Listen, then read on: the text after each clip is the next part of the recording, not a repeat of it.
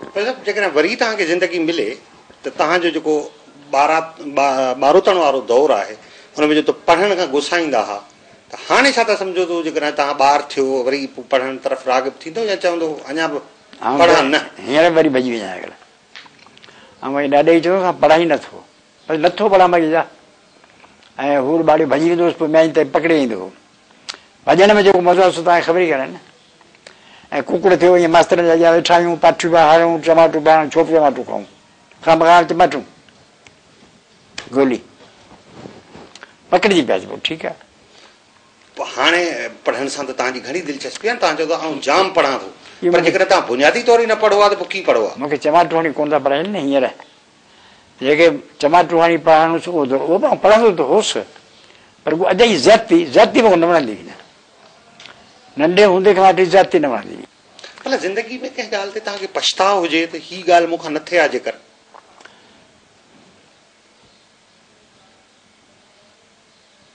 का बि न हीअं न थिया न मतिलबु जिन माण्हुनि खे मूं छॾियो त उनखां पिरायोसीं वरी वेहंदा आयासीं हिकिड़ा माण्हू हुआ माण्हू मसलन इहे हुआ कामरेड वारा ठगियूं कयूं ॿिए कयूं पर आउं सां थो करियां लेकिन इन्हनि सां गॾु न हुजा हा त असीं तरक़ी कोन करियूं हुन ठगियूं त कयूं वरी जीअं सां हुआसीं वरी उहे ॻाल्हियूं कुझु पढ़ायूंसीं कुझु नफ़ो कुझु नुक़सानु ज़िंदगी त आहे ईअं तंहिं करे मूंखे मजबूरी तरह को पुछता कोन्हे नॉट एट ऑल कुझु बि न भले सभु छा था सम्झो मुख़्तसिर लफ़्ज़नि में जेकॾहिं आउं तव्हां खां चवां त सिंध कीअं तरक़ी कंदी सिंध तां ही मुश्किलातूं मुसीबतूं कीअं हटंदियूं त तव्हां हुन ॻाल्हि जो अहातो कीअं करे सघंदा सभु क़ुवतूं हिते मौजूदु आहिनि जेके अॻिते वधंदा ऐं सिंध जी असीं कोन था चऊं सिंध सॼी दुनिया ते बादशाही करे या माण्हुनि जा हक़ खाए या सिंध को ओलियान जो मक़ाम जो सॼी पूॼा करे सिंधियुनि खे पंहिंजा बराबरि जा हक़ मिलनि सॼी दुनिया सां गॾिजी सॼी दुनिया जी निजात जे वास्ते जदोजहद कनि सॼी एशिया जा माण्हू मुतहद थियणु खपनि आउं जो सिहतमंद हुजां त एशिया जे मुल्कनि जो इताद करियां मूं कोशिशि कई हुई ऐं इलाही कोशिशि करिया हा अरबनि ऐं मुस्लमाननि जो इताद कराया हा ऐं हींअर आउं बीमार आहियां पैसो मूं वटि कोन्हे पैसो मूं वटि हुजे त सॼी अरब दुनिया जो सैर करियां हा घुमां फिरियां ॾिसां इलाही मुल्क ठाहिया हा पर मूंखे त अफ़सोस कोन्हे ऐं 81 साल मुंहिंजी उमिरि आहे काफ़ी फराख दिली कई आहे मूंसां फितरत तंहिं करे इहो सभु ठीकु आहे फर्स्ट क्लास आहे अञा जेतिरो वक़्तु हूंदुसि मज़ा ई मज़ा हूंदा तव्हां का शइ मिस कंदा हुजो जेका तव्हांखे ज़िंदगी में थी न सघी हुजे ऐं इंडिया इंग्लैंड ऐं रूस खे मिस कंदो आहियां उते वैसे पिया कंदा हुआसीं कोकाफ जबलनि में वणनि जा घस हूंदा वॾा वण हूंदा त न वेंदासीं मूंखे ॿोली अचे ई कोन पोइ मुतबरी करे चवंदो द्राष्ट्राती हो सां वरो को रूसी ॿोली माण्हू अची शुरू थींदा आहिनि ऐं चवंदा या नीज़ ना इज़ खे मूंखे रूसी ॿोली कंदी अचे चवंदा न न कुर्तो खणी पोइ क़ुर खणी जन छॾाइबी हुई इलाही मज़ेदार मुल्क हुआ मूंखे वणंदा आहिनि इलाही माण्हू दोस्त वेठा आहिनि नेपाल में दोस्त वेठा आहिनि इंग्लैंड में दोस्त आहिनि मुंहिंजे सॼे जहान में दोस्त वेठा आहिनि अमेरिका में इलाही दोस्त आहिनि केतिरियूं ॻाल्हियूं जेके हिते करे कोन सघियासीं उते करे सघंदुसि न आऊं पंहिंजो 60% ॻाल्हियूं फ़क़ति उते वेही कंदो आहियां हिते कोन करे सघंदो आहियां सम्झंदा ई कोन रसूल बख्श पलीजे जी ज़िंदगी जा वाकई अनेक रंग ऐं रूप आहिनि तारीख़ जे हिकु शागिर्द जी हैसियत में कंहिं बि माण्हू लाइ बिना ॾुखियो मसइलो आहे त हू रसूल बख्श पलीजे जहिड़े घण रुखी शख़्सियत रखंदड़ इंसान जी ज़िंदगी जो चंद लफ़्ज़नि में को अहातो करे सघे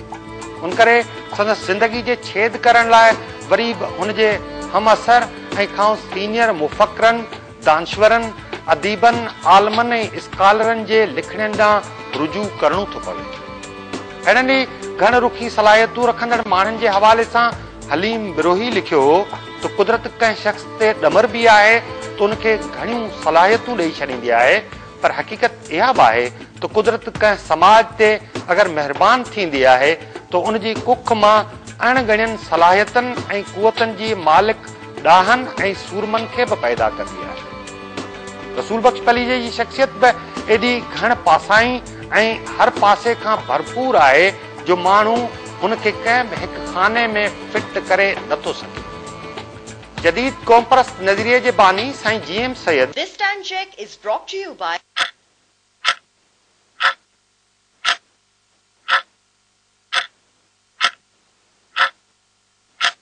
सब कुछ एक टच के फासले पे। साईं GM सैयद रसूल बख्श पलीजे जे लाइ लिखियो त जना अज़ीज़म रसूल बख्श पलीजे सिंधी अवाम जे क़ौमी इतिहाद पारां कराची, हैदराबाद ऐं सक्कर में कालाबाग डैम ऐं बहिरनि जी आमद ख़िलाफ़ लखे माण्हुनि जा जलसा कराया, तन मूंखे बि ऊंदह में रोशनी जो किरणू नज़र आयो। फिक्शन जे माहिर आगा सलीम लिखियो त लतीफ़ साईं जा बैत मूं बीड़े फ़कीर ऐं रसूल बख्श पलीजे खां ॿुधा। जॾहिं को बैत कंहिं आम माण्हू खां था ॿुधूं त उनजो असर घटि थिए थो, पर जेॾीमहिल रसूल बख्श पलीजो ठटे वारे लहजे में चारण सी चइजन थो चवे त उनजो इम्पैक्ट ई ॿियो हुजे थो। मरहूम रशीद भट्टी लिखियो त पलीजो सिंध जे उन्हनि आङुरियुनि ते ॻणण जेतिरनि अमर इंसाननि मञा हिकु आहे जिन कॾहिं बि कूड़ जे आॾो गोॾा न खोड़िया आहिनि, सौदेबाज़ी न कई आहे ऐं हर हाल में आमरियत आॾो ॻाट ऊचो रखियो आहे। उन सभिनी मुफ़क्रनि जी राय जी रोशनी में इहा ॻाल्हि बहरहाल करे सघिजे थी त रसूल बख्श पलीजो पाण हिकु तारीख़ आहे ऐं उन तारीख़ जे मुख़्तलिफ़ मौज़ूअनि ते तहक़ीक़ करे उनखे सहेड़णु ऐं मेड़णु घुर्जे त जीअं सिंध जे माण्हुनि में अमली जदोजहद लाइ को उत्साह पैदा थी सघे। कैमरामैन जावेद सोलंकी सां गॾु फैज़ खोसो, KTN न्यूज़, हैदराबाद।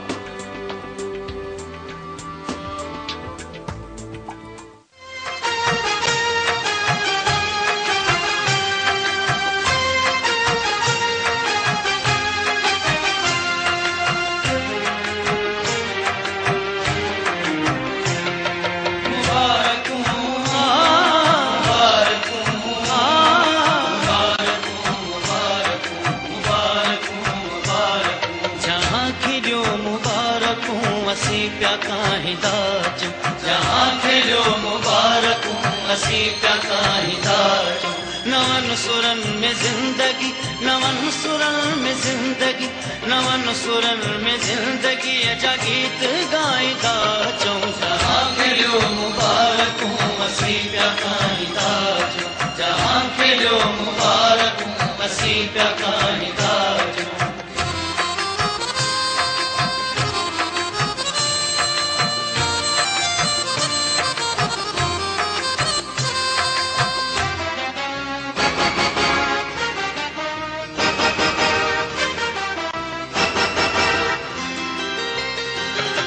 जो सिज आसमां ते हो ज़मीन ते जगमगाईंदो ऐं चंड पिण लही अची कदम ते सिर झुकाईंदो। बहार में ठमुर कंदी ऐं हुस्न गीत गाईंदो। बहार में ठमुर कंदी ऐं हुस्न गीत गाईंदो। उथो जो आसमां,